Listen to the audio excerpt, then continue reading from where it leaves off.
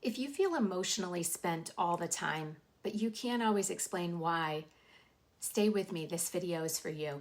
A lot of women think they are just tired, too sensitive, or bad at handling stress.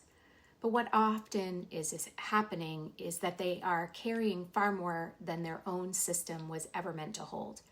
And after a while, it shows up in your body. It shows up in your relationships, and it shows up in the way you speak, the way you react, the way you shut down, and the way you slowly lose touch with yourself and what you need. Today, I want to talk about why that happens, what it actually looks like in real life, and how to stop carrying what was never yours in the first place. If we haven't met before, I'm Dr. Kara.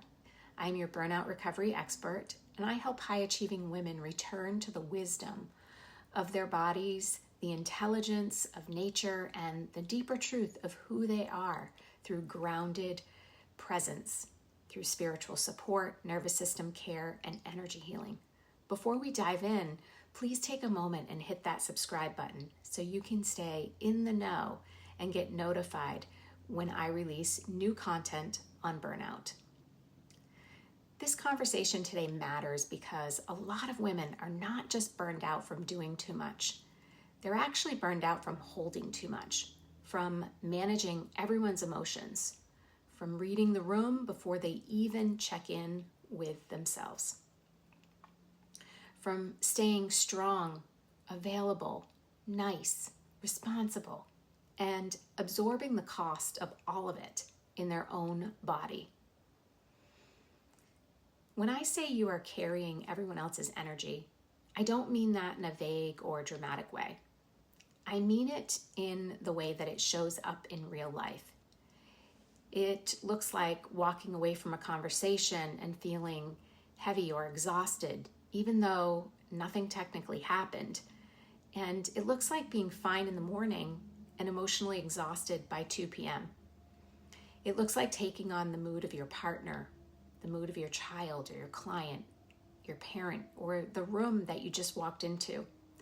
It looks like feeling responsible for keeping things calm and for making things better, for making sure no one's uncomfortable, unhappy, and for sensing what everyone else needs before you have even noticed what you need. A lot of women have been praised for this. They get called caring, intuitive, supportive, strong, emotionally mature, empathic. But there's a difference between being caring, compassionate, and becoming the emotional container for everyone around you. And a lot of women cross that line, even high-level leaders. So often, they stop noticing that they're doing it. It becomes just a new way of being, and they simply think, this is just who I am. Women do this for a few reasons. Some learn early that being aware of everyone else is how to stay safe. And some learn that being easy, flexible, helpful, and emotionally available make them lovable. And some became the strong one in the family, in the relationship, at work, or in friendship groups by holding the emotional space for the relationship. And others are simply so sensitive and perceptive that they can feel a shift in energy before anyone says a word. But sensitivity is not the real problem. The real problem is when your sensitivity gets used in service of self-abandonment. When your body is always scanning, when your nervous system is always braced, when your inner world is so devoted to everyone else that you lose sight of perceiving your own needs and desires clearly. And that is when carrying other people's energy stops feeling like empathy and compassion and starts feeling like depletion. This is where I want to make it very practical because this doesn't stay in the spiritual lane. This lands in the body. And it can look like tight shoulders and a braced chest, feeling tired after being around people, even people you love dearly. Irritability that seems to come out of nowhere, and brain fog and difficulty making simple decisions. Feeling overstimulated by noise or touch or demands shutting down after a hard day, resentment that builds quietly, snapping in moments where you actually wanted to stay calm, needing more alone time, but not using that time in a way that actually restores you. This is one of the reasons so many high-achieving women miss their own burnout. They're still functioning. They're getting things done. They're showing up. They're productive. But underneath, their system is overloaded. And when a woman is overloaded for long enough, she starts losing access to her clarity, her softness, her self-trust, her natural rhythm, her own wisdom. And a lot of women think exhaustion is only about workload, but emotional load matters too. Energetic load matters. The pressure of being the one who notices everything, holds everything, softens everything, and stabilizes everyone else has a cost. The body pays for patterns that the mind has normalized. So if you are exhausted all the time, but you keep telling yourself you should be able to handle it, I want to say this very compassionately, but I also want to be direct. You're not losing your edge. You've been carrying too much for too long that was never yours to manage. And when you keep doing that, your body starts sending signals to get your attention. There are 5 signs I see often. Number 1 is that you leave interactions feeling worse than when you entered them. Not always because someone was cruel or abusive, but because your system absorbed more than it could process during the conversation. The second is that you confuse empathy with responsibility. You feel someone else's discomfort and immediately move to fix it, soften it, or take it on. The third is that you are hyper aware of tone, mood, and tension. You can sense when something is off before anyone says anything, and your body reacts as if it is your job to smooth it over or manage it. Number 4 is that you feel emotionally used up or heavy, but you have had no space to name what is actually yours. And finally, number 5 is that you keep needing rest, but rest is not touching the deeper exhaustion, because the issue is not only physical fatigue, it's emotional and spiritual or energetic fatigue too. A lot of women try to solve this by becoming more mentally disciplined. They tell themselves to have better boundaries, to stop carrying so much, to meditate more, to be less sensitive. But if your body has been trained into over-responsibility, insight alone is rarely enough. You can know you need boundaries and still feel your stomach react by tightening when someone is upset. You can know a feeling is not yours and still carry it in your chest or on your heart for hours. You can know you need rest and still feel wired, consumed, and unable to settle. That is why this has to be worked with at the level of the body, the nervous system, and your relationship with yourself. This is where we come back to what actually helps. The first step is to notice when your awareness leaves yourself, your own body. That moment matters. It's actually pretty pivotal. The moment you stop checking in with you and replace it with tracking everyone and everything, the moment your body tightens, the moment you become the manager of the room, the moment you go into overfunctioning, that awareness changes a lot.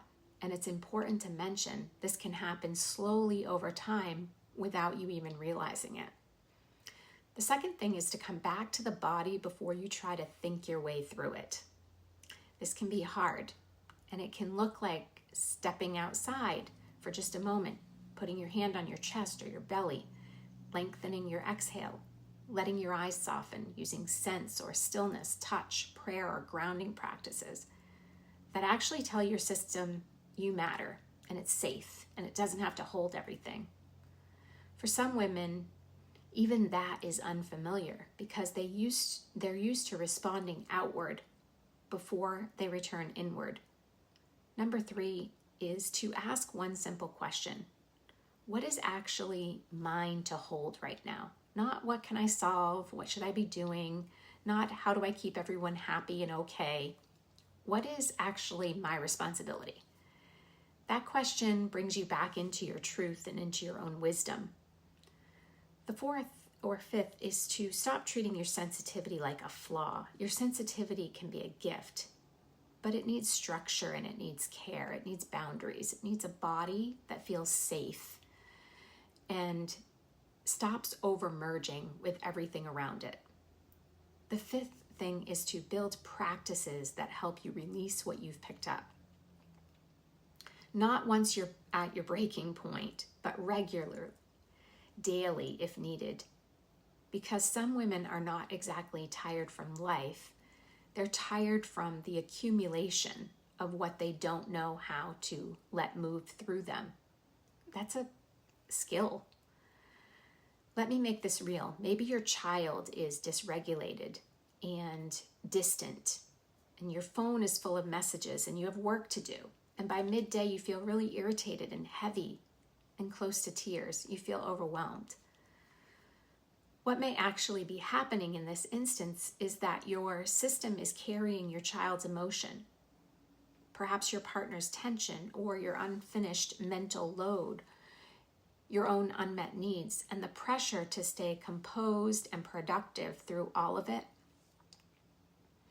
And so the work here is not to judge yourself harder, but the work is to notice that your system is full and to respond to that truth with compassion, to pause before one more conversation, to ground before making another decision, and to stop expecting clarity from a body that feels crowded and congested.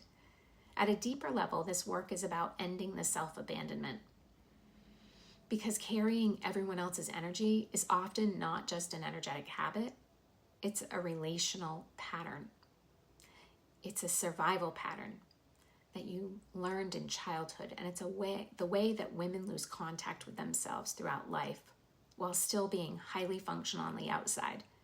And over time, this creates disconnection and dissonance from your own body, from your inner knowing, from your desires, from your peace, from the version of you who needs to show up without apologizing for it. Healing this is not about becoming cold. It's not about being less. It's about staying connected to yourself while still caring in the present. It's about learning how not to merge with everything that's happening. It's about loving without abandoning yourself. If you have been emotionally overwhelmed, exhausted, anxious, like you're carrying more than you can name, I want you to know there's nothing small about that. Your body has likely been speaking for a while, and the way back is not through more force. It is through coming back into relationship with your heart, your body, your own signals, and their deeper truth of what is really yours to hold. If this resonated, let me know in the comments what landed most. And please take a moment, click that subscribe button. And if you're in a season where you're tired of holding everything together alone, this is the work I support women through inside my world. I'll put the links for next steps below. Thanks for being here. And remember to take a moment for yourself today, even if it's just to pause for a minute to take 3 deep breaths. You deserve it, my friend.